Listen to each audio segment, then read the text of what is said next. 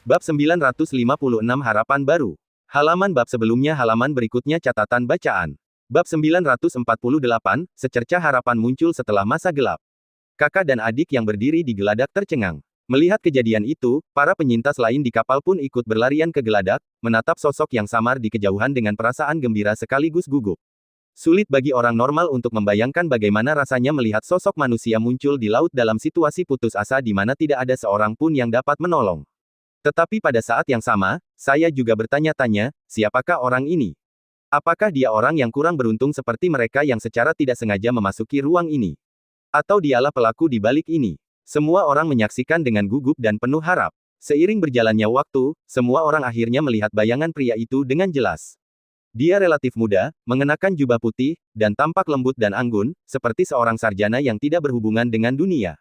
Ia bersandar malas di punggung tunggangannya, mengayuh air berirama dengan kakinya. Tunggangan yang ditungganginya bahkan lebih aneh lagi. Ternyata itu adalah siput raksasa dengan 2 tentakel panjang. Wajahnya tampak malas dan matanya terus-menerus terpejam, membuat orang-orang merasa bahwa ia akan tertidur. Dilihat dari penampilannya, orang ini tidak tampak seperti orang jahat. Dan kedalaman kekuatan mereka tidak jelas. Namun, aspek ini tidak terlalu menarik perhatian mereka. Yunsing luas dan kaya akan sumber daya, dan berbagai teknik serta metode kultivasi muncul dalam aliran yang tak ada habisnya. Kecuali pengamat berada beberapa tingkat lebih tinggi, sulit untuk melihat level kultivasi lawan tanpa mengambil tindakan. Oh, kami menemukan kapal yang sangat besar. Yi Feng yang sedang tidur di lambung kapal juga mendengar suara itu. Dia berdiri dan melihat Qin Nan dan yang lainnya. Melihat mereka menatapnya, Yi Feng tersenyum tipis. Hal yang sama berlaku untuk siput tunggangannya. Ia akan menarik perhatian kemanapun ia pergi. Lagi pula, ada tunggangan yang mengagumkan dan tunggangan yang jelek di dunia, tetapi tunggangan aneh seperti itu pasti langka. Nama saya Yi Feng. Saya sedang lewat sini. Senang bertemu dengan kalian semua. Yi Feng membungkuk dan menyapa Anda dengan santai. Mendengar ini, Qin Lan dan yang lainnya paham bahwa orang itu ternyata adalah orang malang seperti mereka, dan melihat penampilannya yang santai, dia mungkin tidak tahu bahwa dia sedang dalam bahaya besar. Pada saat yang sama, saya merasa rumit dan tidak nyaman tak terlukiskan. Kalau bicara secara logika, siapapun yang datang ke sini saat ini pastilah orang yang tidak beruntung seperti mereka atau orang yang menjadi biang keladi masalah. Apapun itu, hasil akhirnya mungkin tidak akan banyak berubah. Namun, mereka tidak tahu apa yang diharapkan. Namun, apapun yang terjadi, semakin banyak orang selalu merupakan hal yang baik, meskipun itu berarti semakin banyak orang yang bekerja sama untuk menemukan solusi. Keluarga Qin dari Pulau Tiandi. Saudara Yi, silakan datang ke atas untuk berkumpul. Teriak Qin Nan. Oh, sopan sekali Anda mengajak kami berkumpul di perahu. Yi Feng tidak dapat menahan tawa. Melihat Yi Feng masih berniat menggodanya, raut wajah Qin Nan pun berubah muram. Alasan mengapa dia meminta Yi Feng naik ke perahu hanyalah untuk memberitahu Yi Feng bahwa dia tidak bisa keluar dari wilayah laut ini. Saya hanya berharap setelah mendengarkan ini, Anda masih dapat mempertahankan sikap optimis ini. Qin Nan mendesah sedikit. Yi Feng menyimpan barang-barangnya perlahan-lahan dan segera naik ke dek. Begitu dia naik ke dek, dia menggerakkan hidungnya dan mencium suatu wangi harum. Saya menemukan bahwa ternyata ada dapur di kapal itu, dan wanginya berasal dari dapur. Baunya harum sekali. Yi Feng, yang akhir-akhir ini banyak makan, tak kuasa menahan diri untuk berseru kagum, lalu bertanya sambil tersenyum, bolehkah aku makan di sini? Saudara Yi, silakan ambil sendiri jika kamu ingin makan. Makanan-makanan tersebut sengaja mereka persiapkan dalam perjalanan menuju perahu. Lagi pula, tujuan perjalanan mereka adalah untuk menemukan orang itu. Jika orang tersebut ingin menikmati makanan dalam perjalanan pulang, mereka akan siap. Terlebih lagi, makanan ini dibuat dengan bahan-bahan khusus dan diawetkan dengan metode khusus pula. Jadi, meskipun sudah sekian lama, makanan ini masih tetap utuh, rasa dan kesegarannya tetap sama seperti baru dikeluarkan dari panci. Namun sekarang, ketika situasi sudah seperti ini, mereka tidak peduli lagi apakah ada makanan atau tidak. Itu bagus. Yi Feng membungkuk dan tersenyum, saya hanya sedikit lapar, jadi saya tidak akan bersikap sopan. Kakak Yi, tunggu sebentar. Qin Nan menyela, Saudara Yi, kamu boleh makan kapan saja kamu mau, tapi sebelum itu, ada hal yang lebih penting yang ingin aku bicarakan denganmu. Oh, Yi Feng sedikit terkejut. Mereka berdua baru saja bertemu, apa yang perlu dibicarakan? Namun ekspresi Qin Nan begitu serius, Yi Feng tentu saja tidak bisa menolak. Aku ingin tahu apakah Saudara Yi menemui fluktuasi khusus saat dia datang. Qin Nan bertanya dengan serius. Fluktuasi khusus. Yi Feng menggelengkan kepalanya. Qin Nan mengerutkan kening dan bertanya, apakah Saudara Yi merasakan sesuatu yang aneh? Yi Feng memikirkannya lalu menggelengkan kepalanya lagi. Melihat Yi Feng tidak tahu apapun, Qin Nan tidak membuatnya penasaran. Lagi pula, mereka tidak merasakan apapun yang jelas ketika memasuki wilayah laut ini, jadi dia langsung ke pokok permasalahan dan berkata, Tuan Yi, sejujurnya, kita sekarang berada di ruang atau penghalang yang tidak diketahui. Kemanapun kita pergi, kita pada akhirnya akan kembali ke sini. Dinding misteri, Yi Feng bertanya. Menurut pepatah rakyat, Anda juga bisa mengatakan itu. Qin Nan berkata dengan sungguh-sungguh, singkatnya, kita terjebak di kolam aneh dan tidak bisa keluar. Sejujurnya, kita telah terjebak di sini selama lebih dari 10 hari. Dan kamu, Saudara Yi, adalah satu-satunya orang yang kami temui dalam lebih dari 10 hari. Oh, itu benar-benar kebetulan, haha. Yi Feng berkata sambil tersenyum. Saudara-saudara Qin Nan memutar mata mereka. Apakah ini suatu kebetulan? Melihat bahwa orang ini tidak dapat memahami maksudnya saat ini, Qin Nan terus berbicara. Pada saat ini, suaranya jelas lebih serius daripada sebelumnya. Jika kita tidak bisa keluar, maka paling banter kita akan terjebak, tetapi yang paling menakutkan dari ruang ini adalah adanya kekuatan misterius yang menyelimutinya, yang akan melahap vitalitas dan kultivasi kita yang ada di dalamnya setiap saat. Sampai vitalitas dan kultivasi kita turun ke nol. Qin Nan secara langsung menunjukkan keseriusan masalah ini dan mengatakannya kata demi kata. Apakah dia akan mati? Yi Feng bertanya tergesa-gesa. Ya, Qin Nan mengangguk dengan serius. Mendengar ini, mata Yi Feng berbinar, lalu dia cepat-cepat menyentuh tubuhnya dan bertanya, mengapa aku tidak bisa merasakan vitalitas dan kultivasiku hilang? Tahukah kamu apa artinya merebus katak dalam air hangat? Qin Nan berkata, pada awalnya, kamu tidak akan merasakannya dengan jelas, tetapi seiring berjalannya waktu, kamu akan menemukan bahwa kultivasimu akan semakin rendah, dan vitalitasmu akan berangsur-angsur menurun.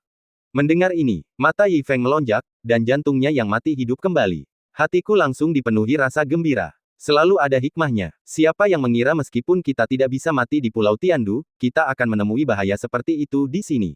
Hahaha. Dia hampir tertawa terbahak-bahak, tetapi kemudian dia pikir itu tidak pantas dan terpaksa menahannya. Tak dapat menahan diri, ia memandang ke laut sekitarnya. Lihat, betapa indahnya pemandangan itu. Air laut berkilauan dan angin sejuk bertiup menerpanya. Ini benar-benar tanah harta karun Feng Shui. Yang paling penting adalah tampaknya ada banyak makanan di kapal, jadi tidak perlu kelaparan sebelum mati. Lagi pula, kematian lambat semacam ini tidak memerlukan rasa sakit. Tanpa disadari, pikiran Yi Feng telah melayang jauh. Dia bahkan berpikir tentang bagaimana merencanakan kehidupan indahnya setelah dia menjadi abadi. Kurasa saudara Yi sudah tahu keseriusan masalah ini. Qin Nan berkata dengan sungguh-sungguh, jadi sebelum kita bisa bergerak, kita harus bekerja sama untuk menemukan cara untuk melarikan diri. Setelah berkata demikian, kakak dan adik itu memandang Yi Feng. Kemudian dia melihat Yi Feng tengah menatap permukaan laut di kejauhan dengan linglung, seakan tengah memikirkan secara mendalam beberapa tindakan balasan. Melihat Yi Feng begitu serius, kakak dan adik itu dengan bijaksana tidak mengganggunya. Mungkin orang ini memang punya cara atau sarana, sehingga mata kakak beradik itu menjadi agak penuh harap. Akhirnya, Yi Feng menarik dirinya keluar dari keadaan sebelumnya. Kakak beradik itu waspada sejenak, dan mata mereka tertuju pada Yi Feng penuh harap. Setelah beberapa saat, di bawah tatapan keduanya, Yi Feng akhirnya berkata, kalau begitu, bisakah aku makan makanan di dapur? Mendengar hal itu, bibir kedua kakak beradik itu berkedut dan hampir muntah darah. Setelah menunggu sekian lama, kata-kata ini akhirnya keluar dari lubuk hati Yi Feng. Aku benar-benar mabuk. Tidak, saudara Yi, apakah kamu tidak mengerti apa yang aku katakan? Qin Nan tidak bisa menahan diri untuk bertanya. Saya mendengarnya. Yi Feng mengangguk. Setelah mengatakan itu, dia tidak lupa menambahkan, dan Anda mendengarnya dengan sangat jelas. Kamu berada dalam situasi yang berbahaya, bagaimana kamu masih bisa berpikir untuk makan? Qin Nan berteriak cemas, bukankah seharusnya kau memikirkan cara untuk keluar? Kamu sudah lama di sini, pasti sudah memikirkan berbagai cara, kan? Yi Feng berkedip dan berkata, jika kau tidak punya cara, maka aku juga pasti tidak bisa melakukannya. Soal makan, Yi Feng menyentuh hidungnya dan bertanya balik, kita toh akan mati juga, jadi kenapa kita tidak makan dan minum secukupnya? Pertanyaan Yi Feng membuat kakak beradik itu tercengang, dan mereka pun terpaksa menelan kata-kata itu dalam perut mereka. Saya benar-benar tak bisa berkata apa-apa. Mereka benar-benar tidak tahu apakah harus mengatakan bahwa orang ini berkulit tebal atau benar-benar tidak takut mati. Singkatnya, mereka benar-benar tidak dapat membayangkan proses berpikir seperti apa yang dibutuhkan untuk bersikap begitu optimis ketika berada dalam situasi berbahaya seperti itu. Bab 957 Menuai apa yang kau tabur. Saudara Yi, makanlah apapun yang kau mau. Qin Nan melambaikan tangannya tanpa berkata-kata. Pada titik ini, dia terlalu malas untuk memedulikan apapun. Mereka semua sekarat dan berada di perahu yang sama. Kakak, kurasa orang ini masih belum menyadari keseriusan situasi ini. Pada saat ini, Qin Ziyu berjalan mendekat dan berkata, ingat ketika kita terjebak di awal, dia relatif optimis. Dia masih punya pikiran untuk makan sekarang, tapi kurasa dalam beberapa hari, setelah dia jelas-jelas merasakan kehilangan nyawanya dan kemudian kultivasinya, dia mungkin tidak bisa mempertahankan mentalitas ini. Saya rasa begitu. Qin Nan menghela napas dengan ekspresi khawatir di wajahnya, biarkan saja dia selama 2 hari ke depan. Saat itu tiba, dia mungkin akan lebih cemas daripada kita. Kakak beradik itu merasa khawatir, dan Yi Feng sudah pergi ke dapur kabin untuk menikmati makanan.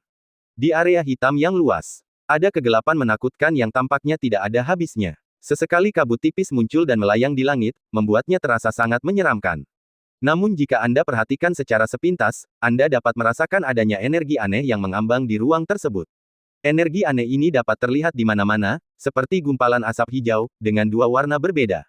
Mereka berkumpul dari segala arah dan berkumpul menuju salah satu lembah di domain hitam. Di lembah, tulang-tulang mati berserakan di mana-mana, dan ruangan itu dipenuhi atmosfer keheningan yang mematikan.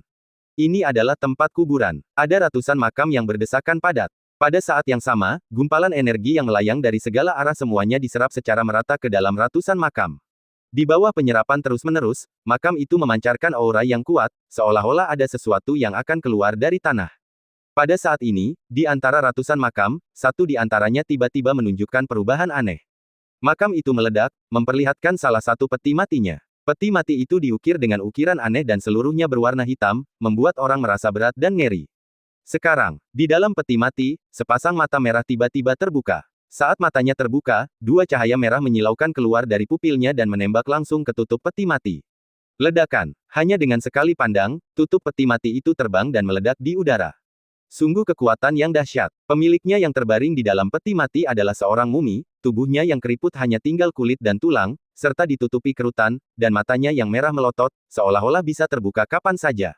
Dia berjalan langsung keluar dari peti mati. Mata merah itu mengamati sekelilingnya, memandangi makam-makam yang masih utuh. Orang-orang bodoh ini belum bangun. Ternyata akulah yang pertama. Hahaha, dasar sampah. Wajah keriput itu tertawa keras, dan suaranya bergema di lembah gelap, membuat kulit kepala orang mati rasa. Tetapi sedikit kekuatan yang memungkinkan saya bangun pagi itu sungguh kuat. Sialan, saat aku bangun, penyerapan itu otomatis terputus. Kalau aku bisa terus menyerap, maka kekuatanku. Memikirkan hal ini, sedikit keserakahan muncul di wajahnya yang keriput. Mata merahnya bergerak dan telapak tulangnya tiba-tiba terangkat. Tiba-tiba, gumpalan energi berkumpul menuju tangannya dan menyaringnya. Namun, dia tidak lagi peduli dengan energi-energi ini. Yang ia inginkan hanyalah menemukan energi yang belum terkuras habis akibat kebangkitannya. Pada saat ini, matanya berbinar dan tangannya terkepal erat. Ketemu, ini dia. Pria itu sangat bersemangat. Meskipun energi di tangannya terlihat sangat kecil dibandingkan dengan energi lain dan hanya sebesar rambut, dia dapat dengan jelas merasakan bahwa energi itu mengandung kekuatan yang luar biasa. Lebih baik dari gabungan semuanya. Telanlah untukku. Pria itu bersemangat, dengan ekspresi rakus di wajahnya. Dia membalikkan telapak tangannya, dan kekuatan melahap yang dahsyat membungkus energi itu dan mulai melahapnya. Dalam sekejap, lelaki itu merasakan suatu kekuatan bagaikan sungai besar mengalir ke dalam tubuhnya. Pada saat yang sama, tubuhnya yang keriput menjadi lebih berisi dengan kecepatan yang terlihat oleh mata telanjang, terutama wajahnya, yang berubah menjadi daging dan darah dengan kecepatan yang sangat cepat. Wah, betapa dahsyatnya kekuatan itu. Merasakan gelombang kekuatan yang gila di tubuhnya, keserakahan di wajah pria itu menjadi semakin kuat, dan dia tidak bisa menahan diri untuk mempercepat penyerapan kekuatan. Momen ini, tingkat kultivasinya meroket, melayang langsung ke angkasa, segera melampaui tingkat kultivasi tertinggi sebelumnya. Perasaan melayang ke langit ini membuat pria itu menjadi gila. Hahaha, suara tawa dingin itu kembali menggema di seluruh lembah, menyebabkan gunung-gunung di sekitarnya bergetar terus-menerus. Namun saat berikutnya, ekspresi pria itu berubah drastis. Dia mendapati tubuhnya membengkak hebat, dan meridian di tubuhnya tidak mampu lagi menahan kekuatan yang luar biasa itu. Itu seperti sungai kecil yang tiba-tiba disuntik dengan air laut dalam jumlah besar. Bendungan itu tidak bertahan sejenak dan jebol seketika, berkembang ke arah yang sepenuhnya di luar kendalinya. Yang lebih mengejutkannya ialah setelah sekian lama ia menyerap, untaian energi seukuran rambut di tangannya tidak berubah sama sekali. Ia tidak mengecil dan warnanya tidak pudar. Bagaimana mungkin, bagaimana ini bisa terjadi, tidak. Lelaki yang baru saja tertawa terbahak-bahak itu tiba-tiba panik dan mulai berbicara tidak jelas. Setiap sel dan setiap tetes darah dalam tubuhnya dipenuhi dengan energi yang sangat besar. Semua ini mungkin terasa lama, tetapi sebenarnya terjadi hanya dalam waktu singkat. Tubuh keriput lelaki itu telah membengkak seukuran bukit, dan bayangan tubuhnya menutupi seluruh kuburan. Ekspansi yang hebat itu membuat lelaki itu sama sekali tidak dapat dikenali lagi dan wajahnya pun hancur total. Tidak. Akhirnya, saat lelaki itu mengeluarkan teriakan terakhirnya yang tak diinginkan, sebuah ledakan besar bergema di seluruh lembah. Anggota tubuh yang patah berserakan di mana-mana, dan darah mengalir deras dari langit, menambah sentuhan darah ke kuburan yang sudah aneh itu. Bab 958 Maaf telah mempermalukanmu, Saudara Yi. Berkedip. 2 hari berlalu. Qin Nan dan saudara perempuannya masih khawatir, tetapi untungnya tidak ada yang meninggal di kapal. Lagi pula, mereka yang bisa bertahan sampai sekarang semuanya adalah master. Dibandingkan dengan penjaga lainnya, dia pasti bisa bertahan lebih lama. Namun paling banter, itu hanya dapat bertahan beberapa hari saja. Jika tidak ditemukan solusinya, akhirnya tetap menyedihkan. Mereka berdua menatap Yi Feng yang tengah berbaring di kursi malas sambil mengipasi dirinya dengan kipas daun palem, ekspresi wajah mereka pun terlihat sangat jelek. Kakak, 2 hari sudah berlalu, bagaimana orang ini masih bisa begitu santai? Qin Ziyu bertanya dengan wajah gelap. Qin Nan juga tampak bingung. Secara logika, 2 hari sudah cukup untuk merasakan dengan jelas hilangnya vitalitas dan kultivasi, jadi mengapa orang ini masih bersikap seolah-olah tidak terjadi apa-apa? Qin Nan tidak dapat menahannya dan berjalan menuju Yi Feng. Kakak Yi, aku benar-benar tidak mengerti mengapa kamu masih bersikap begitu santai saat ini. Qin Nan berkata dengan wajah serius, secara logika, 2 hari telah berlalu, kamu juga seharusnya merasakan kehilangan vitalitas dan penurunan kultivasi. Bagaimana kamu masih bisa duduk diam? Kamu harus bergegas dan menemukan cara untuk melarikan diri bersama kami. Oh, dapatkah Anda dengan jelas merasakan hilangnya vitalitas dalam 2 hari? Yi Feng terkejut, menyentuh seluruh tubuhnya, lalu mengangkat kepalanya dan bertanya balik, aku tidak merasakan apapun. Kakak beradik itu saling berpandangan dengan penuh kebingungan. Benar-benar tidak merasakan apa-apa. Qin Ziyu tidak dapat menahan diri untuk berkata, tidak mungkin, 2 hari di tempat ini sudah cukup untuk menghabiskan banyak vitalitas dan kultivasi kita. Benarkah begitu? Yi Feng menunduk menatap dirinya sendiri, kalau begitu biarkan aku merasakannya lagi. Setelah sekian lama, dia mengangkat kepalanya dan berkata, sepertinya ada sedikit. Yi Feng sendiri tidak yakin. Karena dia sama sekali tidak tahu bagaimana harus merasa, apalagi berapa lama dia bisa hidup. Karena mereka mengatakan bahwa sebagian air seharusnya hilang dalam 2 hari, maka seharusnya, sebagian, benar. Perkataan Yi Feng membuat kedua kakak beradik itu sangat bingung. Saudara Yi, karena kamu sudah merasa nyawamu akan segera melayang, kamu tidak bisa hanya duduk di sana dan menunggu kematian. Qin Nan berkata dengan sungguh-sungguh, kita harus segera menemukan solusinya. Tapi itu hanya sedikit. Yi Feng mendongak dan berkata. Qin Nan mengangkat tangannya untuk menutupi wajahnya dan mengendalikan emosinya untuk waktu yang lama. Kemudian dia berkata dengan marah, Saudara Yi, apa maksudmu dengan hanya sedikit? Apakah menurutmu itu tidak cukup? Apakah kamu ingin menunggu sampai kotorannya ada di depan pintu sebelum kamu berpikir untuk melepas celanamu? Setelah vitalitas dan kultivasi benar-benar hilang dalam jumlah besar, akan terlambat bagi kita untuk memikirkan solusi pada saat itu. Itulah kebenarannya. Yi Feng mengangguk dengan serius. Melihat Yi Feng akhirnya memahami kebenaran ini, Qin Nan menghela napas lega. Akhirnya masuk akal. Tetapi saat berikutnya, dia melihat Yi Feng berbaring di kursi malas lagi. Melihat ini, Qin Nan begitu marah hingga dia menamparkan dirinya sendiri beberapa kali dengan keras, hingga menimbulkan suara tamparan yang keras. Dia benar-benar orang yang menyebalkan. Dia benar-benar mengucapkan begitu banyak kata-kata serius kepada Yi Feng. Melihat kedua kakak beradik itu yang terlihat frustasi, Yi Feng yang sedang duduk di kursi malas pun menghela nafas pelan, merasa sangat menyesal. Sehat. Begitulah orang-orang. Bokong menentukan pikiran. Kamu ingin hidup, tetapi aku ingin mati. Lagi pula, saya sungguh tidak punya pilihan lain. Jika saya boleh memikirkan solusinya, saya pasti akan membantu kalian menemukan cara untuk keluar sendiri. Tapi jangan khawatir, jika kita semua benar-benar mati di sini bersama, aku tidak akan pernah melupakanmu saat aku menjadi abadi. Aku akan menjadikan kalian berdua sebagai kaisar hantu. Kakak Yi, didukung oleh kondisi mental yang kuat, Qin Nan butuh waktu lama untuk menenangkan diri. Meskipun aku tidak tahu mengapa kamu mengabaikan hidup dan kultivasimu, setiap orang memiliki aspirasinya sendiri dan aku tidak akan memaksamu. Akhirnya, saya ingin meminta bantuan saudara Yi. Qin Nan berkata sambil membungkuk. Yi Feng memandang ke arah kakak dan adik itu. Menurut perhitunganku, aku paling lama bisa bertahan setengah bulan. Meskipun aku tidak bisa melihat tingkat kultivasimu, itu pasti cukup tinggi. Kamu pasti sudah mengikutiku sejak lama, jadi aku mohon saudara Yi untuk membantuku mengambil mayatnya. Tentu, Yi Feng menatap Qin Nan yang berekspresi serius, lalu mengangguk dengan serius. Oke, terima kasih banyak, saudara Yi. Qin Nan mengangguk penuh terima kasih. Pada titik ini, ia memilih untuk tidak berjuang lagi. Saya telah berjuang begitu lama dan mencoba setiap metode yang dapat saya pikirkan. Karena saya tidak bisa keluar darinya, saya mungkin juga menerimanya dengan tenang. Ziyu, bantu aku mengambil 2 kendi anggur dari kabin. Qin Nan memerintahkan. Ya, Qin Ziyu mengangguk, lalu berjalan menuju kabin. Melihat Qin Ziyu pergi, mata Qin Nan bergerak, dan dia mendekati Yi Feng dan merendahkan suaranya. Saudara Yi, ada hal lain lagi yang saya perlu bantuanmu. Teruskan, kata Yi Feng. Sebenarnya, aku punya senjata ajaib luar angkasa lain di tanganku. Senjata ajaib luar angkasa ini adalah ruang tersendiri. Itu diberikan kepadaku oleh leluhurku. Jika tidak terjadi hal yang tidak terduga, memasuki ruang angkasa seharusnya dapat menghindari kekuatan ruang ini yang melahap kehidupan dan kultivasi. Jadi ideku adalah aku ingin menggunakan kultivasi terakhirku untuk menyegel Ziyu dan orang-orang lain di keluarga Qin ke dalam ruang. Mungkin segera setelah kematianku, leluhurku akan dapat mengetahui apa yang terjadi di sini dan menyelamatkan Ziyu dan yang lainnya. Namun, mohon maafkan saya, Saudara Yi. Saya tidak berencana untuk membiarkan Saudara Yi memasuki tempat itu. Karena semakin banyak orang di sana, semakin singkat waktu yang saya miliki untuk menyegelnya dengan kekuatan saya yang tersisa. Jadi, mohon maafkan saya, Saudara Yi, atas keputusan egois yang saya buat demi keselamatan keluarga saya. Mendengar ini, Yi Feng menatap Qin Nan di depannya. Alih-alih menyalahkannya, dia malah merasa sedikit menghormatinya. Keegoisan semacam ini tidaklah kotor. Tidak ada yang salah dengan keputusannya, karena keputusan itu dibuat demi keselamatan keluarganya dan agar Qin Ziyu dan yang lainnya dapat bertahan lebih lama. Lagi pula, Yi Feng dan Qin Nan tidak ada hubungan darah sama sekali, mereka hanya kenalan biasa saja. Tidak perlu baginya untuk mengurangi kemungkinan keluarganya diselamatkan karena orang asing. Bahkan jika Qin Nan benar-benar memiliki ide ini, Yi Feng sendiri tidak akan setuju. Saya akhirnya punya kesempatan untuk mati, bagaimana saya bisa menyia-nyiakannya? Saya mengerti. Yi Feng mengangguk. Terima kasih. Qin Nan menangkupkan kedua tangannya. Sebenarnya, aku punya ide yang lebih baik. Yi Feng berpikir sejenak dan berkata, Qin Nan menatap Yi Feng. Itu berarti kamu dan keluargamu memasuki ruang ini bersama-sama, dan aku akan membantumu menyegelnya.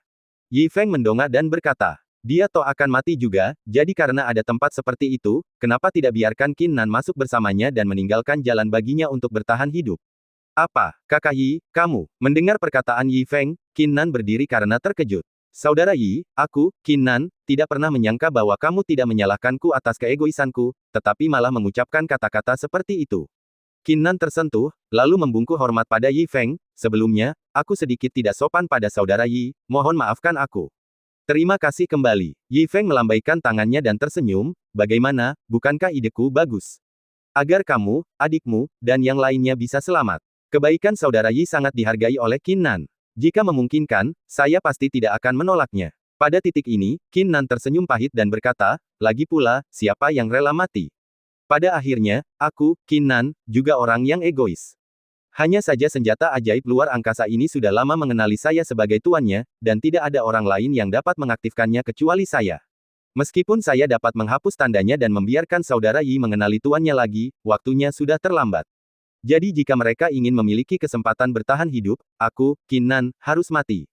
Pada titik ini, Qin Nan tersenyum bebas, ngomong-ngomong, aku masih bisa bersama Saudara Yi selama beberapa hari lagi, setidaknya dia bisa mengambil mayatku, yang tidak terlalu buruk. Saudara Yi, saat aku meninggal, aku akan sendirian dan tidak akan ada seorang pun yang mengambil jenazahku. Haha, mendengar ini, Yi Feng juga tersenyum lembut. Pertama, saya menghormati sikap Qin Nan yang tidak terkendali. Yang kedua adalah memuji anak laki-laki ini atas kemampuannya berbicara. Enak didengar dan nikmat-nikmatnya. Karena anak ini hanya bisa mati, posisi kaisar hantu di masa depan harus disediakan untuknya. Tidak, pada saat ini, suara Qin Ziyu datang dari samping. Dia berjalan cepat dengan wajah pucat dan mata merah, dan berteriak dengan cemas, kakak, biarkan aku tinggal bersamamu. Kita berdua, saudara laki-laki dan perempuan, akan mati bersama dan hidup bersama. Ziyu, kamu. Melihat Qin Ziyu mendengar pembicaraan mereka, Qin Nan jadi tidak berdaya dan harus berkata dengan sungguh-sungguh, aku bisa menyegel tempat ini sendiri, jadi tidak ada gunanya kau tinggal di sini. Tidak, wajah Qin Ziyu dipenuhi air mata, dan dia berkata dengan tegas, aku masih mengatakan hal yang sama. Kita akan mati bersama. Aku tidak akan pernah meninggalkanmu sendirian di luar. Ziyu, patuhlah. Qin Nan berkata dengan wajah cemberut, kamu adalah murid paling luar biasa dari generasi muda keluarga Qin. Kamu harus bertahan hidup untuk mewarisi warisan keluarga Qinku. Bahkan jika itu untuk keluarga Qin, kamu harus bertahan hidup. Tidak, itu tidak mungkin. Qin Ziyu menggigit bibir merahnya erat-erat, menggelengkan kepalanya dan berkata dengan tegas, aku tidak bisa membiarkanmu tinggal sendirian. Tetapi saat berikutnya, tubuhnya menjadi kaku dan tidak bisa bergerak. Dia melihat ke bawah dan menemukan bahwa Qin Nan telah menyegel kultivasinya dan meridian di seluruh tubuhnya. Dengarkan kakakmu dan teruslah hidup. Qin Nan menyentuh kepala Qin Ziyu dengan penuh kasih sayang dan berkata sambil tersenyum, kakak laki-lakiku juga ingin seseorang meletakkan sepanci anggur yang enak di depan tablet rohku setiap tahun pada hari peringatan kematianku. Orang-orang di keluarga sangat sibuk. Mereka akan melupakanku, kakak laki-lakimu. Hanya kamu yang akan selalu mengingatku. Qin Ziyu, yang tidak bisa bergerak atau berbicara, gemetar dengan air mata di pipinya dan matanya sudah merah.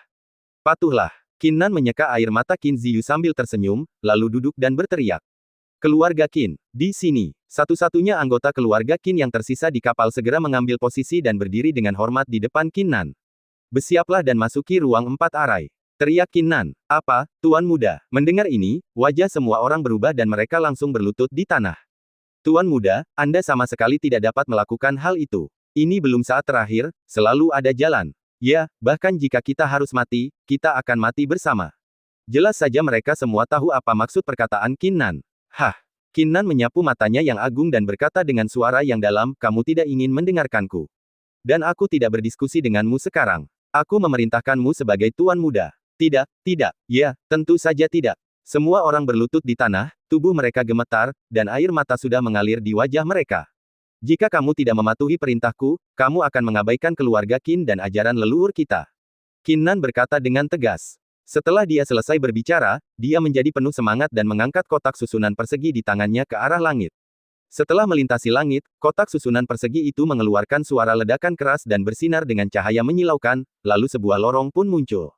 Qinmu, bawa Ziyu keluar angkasa. Qin Nan memerintahkan. Tuan Muda, saya, pria parubaya bernama Qinmu meneteskan air mata dan menggelengkan kepalanya dengan putus asa pada Qin Nan. Saya perintahkan kamu untuk masuk. Teriak Qin Nan. Ya, Qinmu mengepalkan tangannya erat-erat dan berjuang untuk waktu yang lama sebelum dia menjawab dengan ekspresi putus asa. Kemudian dia meraih Qin Ziyu dan melangkah ke ruang 4 susunan. Qin Yu, masuklah. Tuan Muda, jangan. Masuklah. Ya, begitu saja, di bawah sikap keras Qin Nan, semua orang di keluarga Qin melangkah ke ruang 4 susunan satu per satu. Segel. Saat semua orang masuk, Qin Nan berteriak keras dan menyuntikkan kultivasinya yang kuat ke dalam kotak formasi persegi. Pintu ruang angkasa itu tiba-tiba tertutup dan kotak susunan persegi kembali ke tangannya. Tetapi kemudian Qin Nan memuntahkan seteguk darah, wajahnya menjadi sepucat kertas putih, dan dia terus batuk.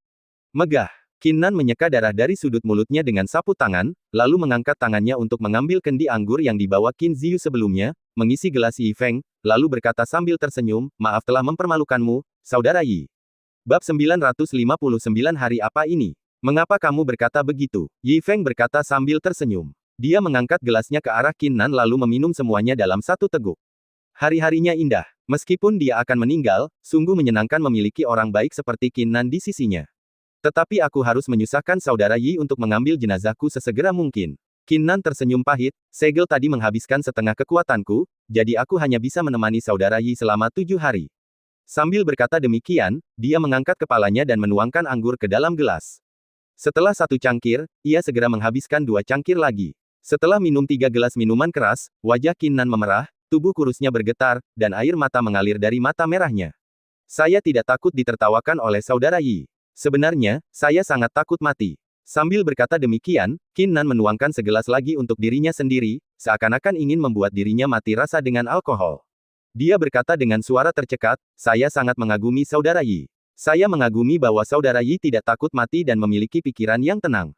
Aku tidak bisa seperti Kakak Yi, karena aku benar-benar tidak ingin mati. Qin Nan mengepalkan tangannya, wajah pucatnya dipenuhi dengan kebencian. Dia adalah Tuan Muda keluarga Qin. Jenius terhebat generasi muda di Tianyu. Di masa depan, ia akan memiliki potensi untuk menjadi orang suci.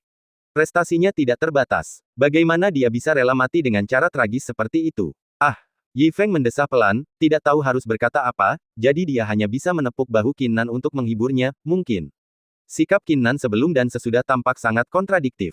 Namun menurut Yi Feng, ini tampak sangat nyata. Begitulah manusia itu, seseorang yang hidup. Saat berhadapan dengan hidup dan mati, siapa yang peduli dengan manusia atau pembudidaya? Saat malam semakin gelap, keduanya masih bersulang. Hari dan malam berikutnya berlalu. Hanya ada 2 orang di kapal besar itu. Saat angin laut bertiup, bendera merah di atasnya berkibar tertiup angin, seolah memberi tahu orang-orang bagaimana ia menunggangi angin dan ombak serta menjelajahi langit sebelum terperangkap. Botol anggur itu jatuh ke tanah dengan suara keras, dan pecahan-pecahannya berserakan di lantai namun tidak seorang pun memperhatikannya. Mereka berdua masih bersandar di meja dan mengobrol. Qin Nan menceritakan kisah hidupnya pada Yi Feng. Berbicara mengenai ketidaktahuannya dan ketidakdewasaannya di masa mudanya. Berbicara tentang kehidupan balas dendam dan kesenangannya. Konon, ia menempuh jalan yang tak kunjung kembali berkat bimbingan beberapa sahabatnya, dan ia masih memiliki beberapa istri muda di sebuah pulau. Yi Feng mendengarkan sepanjang waktu tanpa mengucapkan sepatah kata pun. Meskipun dia telah menjalani dua kehidupan, dia tidak dapat berempati dengan perasaan Qin Nan saat ini. Meskipun dia akan mati, dia tidak benar-benar mati. Jadi dia hanya bisa memilih untuk menjadi pendengar yang berkualitas. Sebelum aku menyadarinya, waktu yang lama telah berlalu. Langit telah mendung untuk waktu yang lama, tetapi pada saat ini, seberkas cahaya dari matahari terbenam bersinar turun, menyinari meja, membuatnya tampak merah cerah. Yi Feng menuangkan segelas penuh untuk dirinya sendiri dan meminumnya sekaligus. Anggurnya enak, ceritanya juga bagus, tetapi hari sudah hampir senja. Akhirnya, Qin Nan tampaknya sudah tidak punya tenaga lagi. Ia ambruk di bawah meja, memeluk erat kaki meja, dan mulai mendengkur pelan. Yi Feng mengabaikannya, mengambil kendi anggur dan terhuyung berdiri. Dia datang ke haluan selangkah demi selangkah. Saat ia mencapai haluan, anggurnya sudah kosong. Yi Feng mengocok kendi anggur dan melemparkannya, menyebabkan cipratan kecil di lautan tak berujung. Dia menatap ke kejauhan dengan kepala terangkat tinggi, berdiri dengan kedua tangan di belakang punggungnya. Cahaya matahari terbenam memperpanjang siluetnya. Dia punya firasat aneh. Sesuatu tampaknya sedang menunggunya di tempat yang jauh, aneh. Setelah mengalami pasang surut yang hebat dan menjalani hari-hari terakhirnya, Qin Nan telah mengatakan semua yang ingin dia katakan dan harus dia katakan, dan tampaknya dia telah melupakannya sepenuhnya. Dia tidak peduli pada dirinya sendiri selama beberapa hari berikutnya. Lakukan yang terbaik dan nikmati waktu terakhir ini tanpa ada kekhawatiran. Mereka berdua masing-masing memiliki kursi santai dan berbaring di untuk memancing. Ikan itu memakan umpan dan Yi Feng segera mengangkat tongkatnya. Seekor ikan hijau sepanjang satu kaki yang namanya tidak diketahui tertangkap dan jatuh di dengan suara keras. Ayo masak. Yi Feng mengangkat sudut mulutnya. Ah, kok kamu bisa menangkapnya lebih dulu, saudara Yi? Setidaknya biarkan aku menang sekali ini. Qin Nan mengeluh dengan enggan. Kau tidak bisa menarik kembali kata-katamu. Kita sepakat bahwa siapapun yang tidak menangkap ikan akan dimasak. Yi Feng menunjuk ke arah Qin Nan dan berkata, sudah waktunya bagimu untuk memasak. Tidak, saya sudah memasak banyak makanan. Qin Nan berkata dengan wajah muram, jika kamu membiarkanku memasak setiap hidangan, kapankah aku bisa mencicipi apa yang kamu, saudara Yi, buat? Maka Anda harus memiliki kemampuan untuk melakukan hal itu. Yi Feng berkata sambil tersenyum. Tidak, mari kita mulai dari sekarang. Siapapun yang berhasil menangkap ikan terlebih dahulu tidak perlu memasaknya. Qin Nan berkata dengan jelas. Baiklah, aku memberimu kesempatan. Yi Feng berkata sambil tersenyum. Qin Nan seperti ayam yang disuntik darah. Ia segera duduk di kursi malas lagi sambil menatap pelampung itu. Akhirnya, pelampung itu bergerak. Mata Qin Nan berbinar. Haha, kakak Yi, kamu akan kalah kali. Qin Nan berteriak kegirangan dan segera mengangkat tongkat pancingnya. Namun, seekor ikan berambut merah baru saja muncul dari air lalu melepaskan diri dan berenang menjauh. Ah, ini. Qin Nan duduk di kursi malas bagaikan terong yang terkena radang dingin. Kau tidak bisa menyalahkanku karena tidak memberimu kesempatan. Levelmu tidak cukup bagus. Yi Feng berkata perlahan. Dia dengan santai mengangkat tongkatnya dan menangkap ikan lain sepanjang setengah kaki dengan mudah. Qin Nan menatap kosong. Apa yang kau lakukan di sana? Pergi dan masak, teriak Yi Feng. Oke, Qin Nan mendecakkan bibirnya, dengan enggan mengambil kedua ikan itu, dan berlari ke dapur dengan lesu. Dalam sekejap mata, beberapa hari berlalu. Mereka berdua sedang memancing, bermain catur, minum-minum dan mengobrol, atau minum terlalu banyak dan tertidur di kursi malas.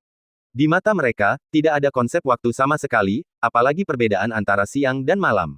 Adapun Qin Nan, tanpa tekanan dikejar oleh teman-temannya dan beban keluarganya, dia benar-benar membiarkan dirinya bebas dan berlari telanjang di atas kapal dari waktu ke waktu, yang membuat Yi Feng jijik. Hari apa ini? Yi Feng bertanya. Saya juga tidak tahu, 3 hari atau 4 hari. Qin Nan sedang berkonsentrasi pada memancing. Dia melambaikan tangannya dan berkata dengan acuh tak acuh, siapa peduli. Tetapi mengapa aku belum merasakan kematian? Yi Feng bertanya lagi. Masih terlalu dini untukmu. Setidaknya kau harus menunggu sampai aku mati sebelum kau mengatakan itu. Ikan itu tidak memakan umpannya, dan Qin Nan mencabut bulu kakinya karena bosan. Oh, Yi Feng mengangguk. Dalam sekejap mata, beberapa hari berlalu. Yi Feng, yang sedang berbaring di kursi malas dan bermain dengan siput, bertanya kepada Qin Nan di sebelahnya, sudah beberapa hari ini. Rasanya waktunya hampir habis. Mengapa kamu belum mati? Pada saat ini, Qin Nan sedang berpikir keras tentang akhir permainan catur yang telah ditetapkan Yi Feng untuknya.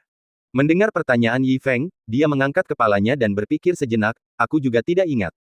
Sepertinya hanya 1 atau 2 hari. Bagaimana kamu menjalani hidupmu? Kamu bahkan tidak menghitung waktu. Yi Feng bertanya dengan wajah gelap. Kakak Yi, kamu juga tidak ingat ini. Qin Nan menjawab dengan ekspresi bersalah di wajahnya. Cepatlah, pikirkan cara untuk mengetahui sudah berapa lama. Yi Feng melambaikan tangannya dan berkata cepat. Oh, apa gunanya menontonnya? Lagi pula itu hanya 7 hari, dan aku akan mati saat waktunya habis. Qin Nan berkata dengan enggan. Namun melihat kegigihan Yi Feng, Qin Nan tidak punya pilihan lain selain berkata, baiklah, saya akan melihat seberapa banyak segel kotak susunan persegi itu telah terpakai, dan saya dapat menyimpulkan hari apa sekarang. Sambil berbicara, Qin Nan melambaikan tangannya, dan sebuah kotak susunan persegi yang memancarkan cahaya redup muncul di tangannya. Ah! Momen berikutnya, Qin Nan berteriak, ada apa denganmu? Yi Feng ketakutan dan mengumpat, apakah kamu memanggil hantu? Yi, saudara, ini tidak benar. Qin Nan gemetar dan berteriak tak percaya, sudah 16 hari. Apa? Yi Feng hampir terjatuh dari kursi malas. Dia berdiri dan menatap Qin Nan dengan takjub. Bab 960 hadiahnya kecil. Tapi pikirannya hebat, 16 hari telah berlalu. Qin Nan berteriak datar. Apakah kamu yakin tidak melakukan kesalahan? Yi Feng bertanya balik dengan bingung, bukankah seharusnya kamu meninggal pada hari ke-7? Bagaimana mungkin 16 hari telah berlalu? Ya, aku juga bingung. Aku tidak mati. Aku tidak mati. Qin Nan berteriak kegirangan, tetapi aku sudah memastikan melalui kotak susunan persegi bahwa 16 hari memang telah berlalu. Dalam kegirangan, dia tergesa-gesa melatih keterampilannya, setelah sekian lama tidak memerhatikan kultivasinya. Lalu teriakan lain keluar dari mulutnya. Hahaha, saudara Yi, entah sejak kapan kultivasi dan vitalitasku tidak pernah hilang, bahkan tampaknya sudah mulai pulih. Hahaha, itu berarti aku tidak akan mati untuk saat ini. Aku tidak akan mati, saudara Yi. Setelah mengalami pasang surut dan mendapatkan hasil ini, Qin Nan menangis bahagia dan memeluk Yi Feng erat-erat. Namun, ketika Yi Feng mendengar bahwa vitalitasnya tidak lagi hilang, wajahnya tiba-tiba berubah gelap. Saya bertanya-tanya mengapa saya tidak merasakan ancaman kematian sama sekali. Vitalitas emosi tidak hilang sama sekali. Astaga, maukah kau bermain denganku seperti ini? Entah kau tak memberiku harapan, atau kau memberiku harapan namun tidak menginginkanku mati. Kakak Yi, mengapa kamu tampak tidak senang? Qin Nan berteriak kegirangan, kita tidak harus mati, kita tidak harus mati, kita bisa terus menjalani kehidupan yang baik, bukankah seharusnya kamu merasa senang, bukankah seharusnya kamu merasa gembira? Ya, senang. Yi Feng menjawab asal-asalan, tapi dia sudah mengumpat dalam hatinya. Ngomong-ngomong, saudara Yi, karena kekuatan mengerikan yang melahap vitalitas dan kultivasi telah menghilang, mungkin kurungan ruang ini juga telah dibuka. Qin Nan berteriak kegirangan, ayo berlayar dan mencobanya. Oh, Yi Feng menjawab tanpa ekspresi. Aku masih mengeluh tentang ketidakadilan Tuhan di hatiku, dan aku tidak bisa menerima hasil ini. Akan baik-baik saja kalau dia tidak mati, tetapi kuncinya adalah dia telah membuang-buang banyak waktu. Kok bisa 16 hari sudah berlalu? Dia begitu kesal sehingga dia ingin menamparkan dirinya sendiri beberapa kali. Dia percaya kebohongan Qin Nan dan benar-benar mengira dia bisa mati. Akibatnya, ia menghabiskan periode waktu ini dengan menjauh. Dia makan dan tidur dan makan, dan tidak memiliki konsep waktu sama sekali. Qin Nan yang bersemangat segera menyuntikkan energi spiritual ke dalam perahu. Setelah beberapa lama, perahu yang telah berlabuh di sini selama berhari-hari tanpa bergerak, akhirnya mendorong ombak dan menuju ke laut yang jauh. Tak lama kemudian, mereka berdua melihat sebuah kapal berbendera biru milik suatu kekuatan berlayar ke arah mereka. Melihat sebuah kapal berbendera merah datang kemari, kapal lainnya segera menyimpang dari rute semula dan memberi jalan untuknya. Kapal, lihat, itu kapal. Melihat kapal itu, Qin Nan melompat berdiri dan berteriak, saudara Yi, kita keluar, kita benar-benar keluar, hahaha. Kita tidak harus mati, hahaha. Perasaan hidup kembali setelah kematian membuat Qin Nan sangat gembira, dan suaranya menjadi serak karena berteriak. Bip bip bip, bisakah kamu berhenti bicara? Yi Feng benar-benar tidak tahan lagi dan berteriak dengan marah, lihat apa yang telah kau lakukan, kau baru saja mengatakannya, bisakah kau berhenti berbicara? Yi Feng sekarang tidak menyukai Qin Nan. Sial, dia terus berteriak, bagaimana mungkin dia tidak tahu kalau dia sudah keluar? Itu seperti menaburkan garam di dadanya. Omelan Yi Feng membuat Qin Nan mengerutkan kening, namun dia tidak menyalahkannya. Dia tertawa dan berkata, saudara Yi, bukankah saya terlalu bersemangat? Baiklah, sekarang kita sudah terbebas dari bahaya. Ayo kita kembali ke tempat asal kita. Yi Feng berkata dengan ekspresi putus asa. Oh, kakak Yi, kamu tidak ikut denganku. Bagaimana kalau kamu datang ke rumahku, Qin? Qin Nan bertanya. Saya sibuk. Yi Feng memiliki ekspresi kosong di wajahnya. Dia begitu tertekan, sehingga tidak berminat untuk duduk. Begitukah? Kegembiraan Qin Nan tiba-tiba mereda, dan dia menjadi sedikit sedih. Sejujurnya, aku benar-benar tidak tega meninggalkan kakak Yi. Qin Nan berkata dengan penuh emosi, meskipun saudara Yi dan aku baru saling kenal dalam waktu singkat, kami telah berbagi hidup dan mati. Meskipun aku hampir terbunuh di sini, aku mendapat banyak manfaat. Selain itu, ada banyak hal yang layak dipelajari dari saudara Yi, dan ketidakpedulian saudara Yi terhadap hidup dan mati juga membuat Qin Nan sangat mengaguminya. Singkat kata, saudara Yi, jika Anda membutuhkan saya, Qin Nan, di masa mendatang, silakan beritahu saya. Qin Nan berkata dengan tulus sambil menepuk lengannya. Terima kasih kembali. Yi Feng bisa merasakan ketulusan Qin Nan dan tak dapat menahan diri untuk menepuk bahu Qin Nan, suasana hatinya yang tertekan sedikit menghilang. Secara keseluruhan, orang ini cukup bagus. Namun, pada saat berikutnya, Qin Nan mengeluarkan sebuah gulungan. Saudara Yi, aku tidak punya sesuatu yang baik untuk diberikan kepadamu pada saat perpisahan ini. Qin Nan menyerahkan gulungan itu dan berkata dengan penuh kasih sayang, gulungan ini adalah benda penyelamat yang diberikan kepadaku oleh keluargaku. Menarik gulungan itu pada saat kritis dapat membentuk perisai pelindung untuk menahan serangan orang suci itu. Terimalah, saudara Yi. Dahi Yi Feng dipenuhi garis-garis hitam. Anak baik, baru saja aku bilang kau sangat bijaksana, dan sekarang kau ingin menyakitiku. Tentu saja, kita bisa menilai seseorang dari penampilannya, tetapi tidak dari hatinya. Karena ini adalah benda penyelamat yang diberikan oleh keluargamu, kamu bisa menyimpannya untuk dirimu sendiri. Aku tidak menginginkannya. Yi Feng menolak secara langsung. Bagaimana itu bisa terjadi? Qin Nan berkata dengan tidak senang. Mengapa tidak berfungsi? Yi Feng memutar matanya ke arahnya. Anak ini jelas merasa bahwa ia tidak memiliki cukup cangkang kura-kura di tubuhnya. Kemudian dia melihat ke meja di sebelahnya, mengambil kendi anggur dan berkata, karena kamu bersikeras memberikannya kepadaku, maka berikanlah kepadaku kendi anggur yang setengah jadi ini. Ini, Qin Nan sangat tersentuh dan sangat mengagumi Yi Feng. Jika gulungan ini disebarkan, kemungkinan besar akan ada banyak orang yang berjuang demi hidup mereka. Bahkan jika dia menukarnya dengan sesuatu yang lain, dia bisa mendapatkan sesuatu yang bernilai sangat tinggi. Akan tetapi, orang yang ada di depannya pun tidak akan menginginkannya meskipun diberikan kepadanya. Bagaimana bisa seseorang memperlakukan uang seperti kotoran? Saudara Yi, jika Anda membutuhkan saya untuk sesuatu di masa mendatang, silakan beritahu saya. Qin Nan tidak ingin memaksanya, jadi dia membungkuk dan berkata. Melihat ini, Yi Feng tersenyum tipis dan menepuk bahunya. Ayo pergi. Sambil berbicara, Yi Feng berbalik dan pergi, sambil melambaikan tangannya, tidak perlu bantuanku. Jika kamu tertarik, silakan masak beberapa hidangan lagi untuk aku cicipi lain kali kita bertemu. Dan ada spatula yang tertinggal untukmu di dapur. Kau seharusnya bisa menggunakannya dengan lebih mudah. Lagi pula, spatula yang kau miliki sebelumnya tidak manusiawi. Saat dia berbicara, Yi Feng sudah duduk di punggung Men-Men dan pergi perlahan. Kakak Yi, jaga diri. Qin Nan menangkupkan tangannya sambil memperhatikan Yi Feng pergi. Sekarang setelah kita selamat dari bencana ini, mari kita kembali ke keluarga Qin dan melaporkan keselamatan kita. Qin Nan tersenyum tipis dan melambaikan tangannya. Kapal besar itu berlayar menembus ombak, bendera merah berkibar tertiup angin. Teringat perkataan Yi Feng, Qin Nan tersenyum dan melangkah masuk ke dalam kabin. Pondok ini khusus digunakan oleh saudara-saudari untuk memasak makanan lezat, dilengkapi dengan segala macam perkakas dapur dan bahan-bahan. Dan di dalam panci besar itu, tiba-tiba muncul spatula baru. Saudara Yi, spatula ini sebenarnya tidak berguna bagiku. Lagi pula, spatulaku terbuat dari bahan bermutu tinggi dan dibuat oleh ahli pembuat senjata terbaik di alam surga. Aku menggunakannya lebih mudah daripada pedang di tanganku. Itu sudah lama menjadi salah satu benda kelahiranku. Tapi bagaimanapun juga, ini juga niat Yi Feng. Hadiahnya mungkin kecil, tapi maknanya sangat besar. Aku akan menyimpannya dengan baik.